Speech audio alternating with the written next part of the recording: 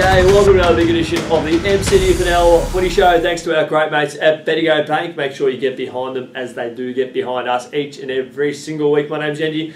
I'm joined by Mitch, the MCDFNL Operations Manager. Mate, certainly got some big weekend action coming up in preliminary finals at Princes Park. We're going to see some great games. We are. We've got four very strong sides that are all in some great form at the moment, so it sets up what should be a great weekend. Absolutely, mate. Now, I'm going to dip into something that I've been pretty excited about over the last few weeks, and you're probably sick of me hearing about it, but I've got the dream fixture that's sort of set up. We've got Carisbrook and Navarre. Now, of course, here at Goldfields, we've got a number of key footy competitions kicking on. Well, in week one of the finals of the Ballarat competition, we had last year's grand finalist, Darley and Bacchus Marsh, play off in week one in elimination final. The premiers from last year got up. In the RDFNL, we had last year's grand finalists compete in week two in elimination final. The premiers of 2017 also got up.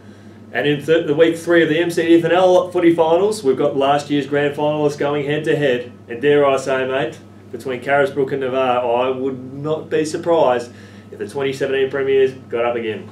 Yeah, you're probably right. I think, look, both sides in some ripping form at the moment. Carisbrook almost looking unstoppable, I think, at the moment.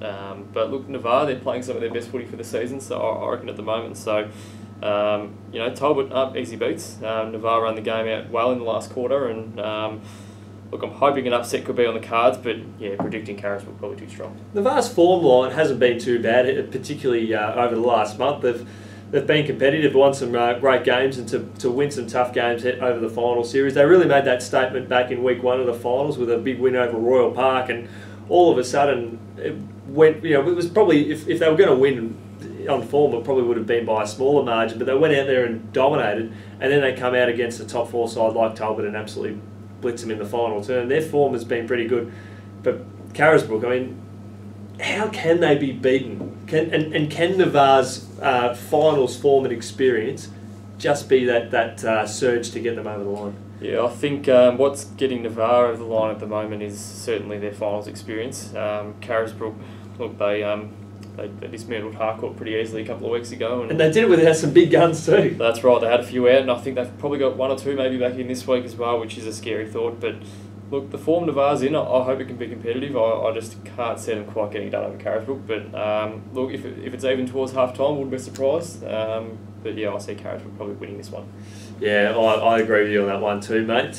Game two, which will be on Sunday afternoon. We've got Natte Bealiba v Harcourt. The Swans going in as red-hot favourites. Harcourt coming in on the back of an incredible performance against the Saints on the weekend. How's this one going to unfold? Yeah, this game's probably shaping up to be one of the great preliminary finals, I reckon, this game. Harcourt, they actually belted Natte in round 12, around 7 goals. It's the only loss that Natte's had this year, so that favours them a little bit. But Harcourt's form, it's pretty hard to judge. Obviously, they had that heavy loss in the first week of the finals. Bounced back very strongly on the weekend and did it pretty easy over Trentham. But yeah, look, Natte, I think they're almost gone under the radar a little bit, Natte, this year. They haven't lost that one game for the year, and they actually beat Carisbrook earlier in the year as well, which people seem to forget as well. But yeah, I think they'll get it done here. Yeah, I find the challenging part with the Swans is that they probably over the back end of the season they've been getting over the line, but it hasn't been with the conviction that they had in the first half of the season, where they were going out and beating sides quite comfortably, and we're like, well, here they're going to make a big statement.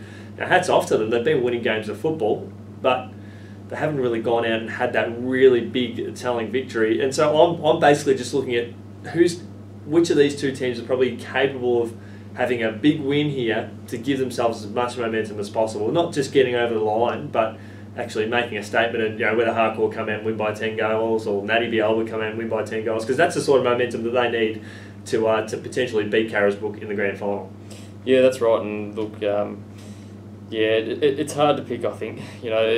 As hard as many games have been this year to pick, I think this one's very difficult. Harcourt, what kind of Harcourt are you going to get? You're going to get the Harcourt that came out in week one of the finals and got smashed, or are you going to get the Harcourt that appeared on the weekend and took care of Trentham with ease? So Natte, harder to judge again as well, but look, they got over in a pretty competitive game in the first week, and I'm picking them in a close one. Yeah, I'll agree with you on that one. I'll go 2 from 2 on that one. And before we wrap things up, we've obviously got the very prestigious Berry Power Medal on Monday night, which is pretty exciting. We've already got a big turnout there scheduled to appear on the night, and it's going to be it's going to be a pretty exciting night. It always is one of the marquee evenings, and a great way to start grand final week. It basically follows alongside the AFL, the Monday night before the grand final, which is Saturday afternoon. You have that big night to kickstart the grand final week, and it doesn't get any better than that. Yeah, that's right. It's a great way to recap on some of the individual efforts throughout the year, and there's a good representation of clubs that will be attending the night, and it looks like it should be a good night. Absolutely. If you're getting down there on the night, we do look forward to being in your company, as we look forward to seeing you go through the gates over at Princes Park over Saturday and Sunday. I think, mate, the weather is going to be fantastic. We believe all going well, which is great, and just added incentive for people to go down there and watch some great games. Yeah, that's right. And if as I said, the games that we've got this weekend are looking like they're going to be great contests, and if the weather's going to be nice, it should be a perfect day to get down, and perfect weekend of footy. Absolutely, mate. Well, Mitchy, thanks so much for jumping on board this week, and thank you for joining us as we pump up the preliminary finals. Thanks for the support of the Bendigo Bank. We look forward to catching up with you guys next week as we pump up the 2018 Bendigo Bank Senior Footy Grand Final.